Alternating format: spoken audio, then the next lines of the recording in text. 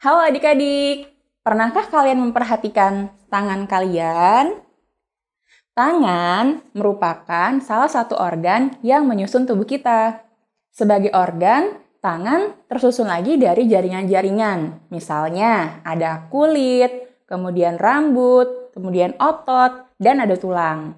Selain manusia, hewan seperti kera ataupun sapi juga memiliki bagian-bagian tersebut. Nah, kira-kira apa saja jaringan dan organ yang terdapat pada tubuh hewan ataupun manusia? Yuk kita bahas lengkapnya dalam video ini.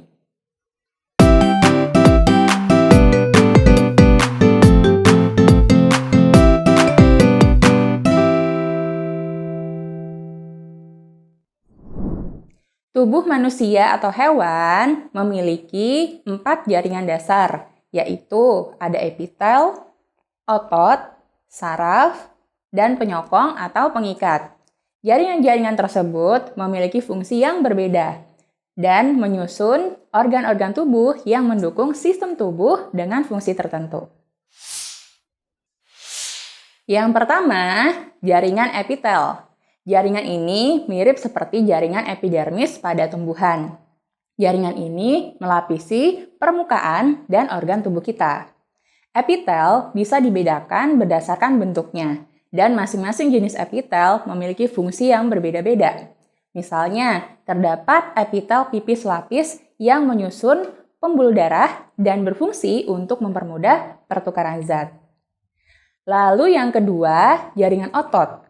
Memiliki kemampuan untuk berkontraksi, sehingga bisa berfungsi sebagai alat gerak aktif. Jaringan otot ini menggerakkan bagian-bagian tubuh kita. Nah, jaringan otot bisa dibedakan menjadi 3, yaitu otot polos, otot rangka, dan otot jantung. Berikutnya, jaringan saraf yang memiliki fungsi untuk mengatur aktivitas tubuh dengan cara mengolah rangsangan di sekitar tubuh untuk menghasilkan respon yang sesuai.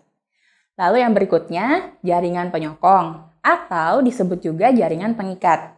Memiliki beberapa fungsi. Yang pertama, mengikat atau menghubungkan antara satu jaringan dengan jaringan lain. Lalu yang kedua, menyokong fungsi organ-organ tertentu. Lalu yang ketiga, memberi kekuatan, bantuan, dan perlindungan kepada bagian-bagian lemah di dalam tubuh. Contoh dari jaringan penyokong ini, misalnya ada jaringan lemak, tulang rawan, tulang keras, dan darah. Nah, adik-adik, jaringan dasar yang sudah kita bahas tadi terdapat pada hampir setiap organ di dalam tubuh kita. Misalnya, pada tangan kita terdapat jaringan kulit dan rambut yang merupakan modifikasi dari jaringan epitel. Lalu juga terdapat otot yang membungkus tulang dan berfungsi untuk menggerakkan tulang. Ada juga jaringan saraf yang membuat kita bisa merasakan sentuhan dan suhu di sekitar. Lalu tentunya juga ada darah yang termasuk jaringan penyokong. Sehingga ketika tangan kita terluka, maka akan ada darah yang keluar.